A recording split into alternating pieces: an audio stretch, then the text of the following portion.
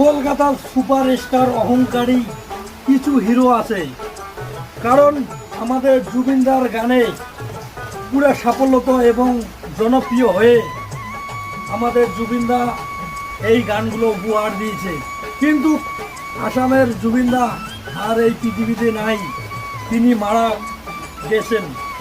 তার দেহটিকে দেখতেও যাননি আধা ঘন্টার জন্য, কলকাতা থেকে আসাম আধা ঘন্টা লাগতো যেতে ফ্লাইটে। তবু কিছু অহংকারী হিরো তাদের লাশ দেহটা পর্যন্ত দেখতে যান নেই।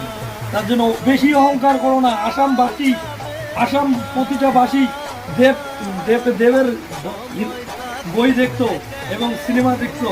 আসামবাসী দেখবে না?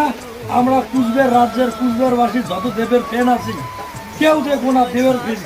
দেব যেমন বহুত অহংকার হয়ে গেছে, অহংকারে তার মাটিতে পতন হয়ে যাবে। কারণ দেব তো ছিল একটা সাধারণ পেন্টিং খাবার দাবার ছেলে। ও যদি স্টার হতে পারে, দেবের জায়গায় আমরাও স্টার হয়ে দেখাবো।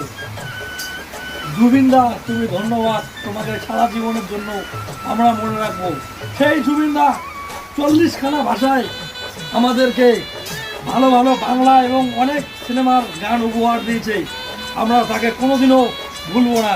জুবিনদা তুমি আমার মনে থাকবে, আমাদের বুকে থাকবে, আমাদের মন প্রাণ জুড়ে থাকবে। নমস্কার, তোমাকে স্যালুট।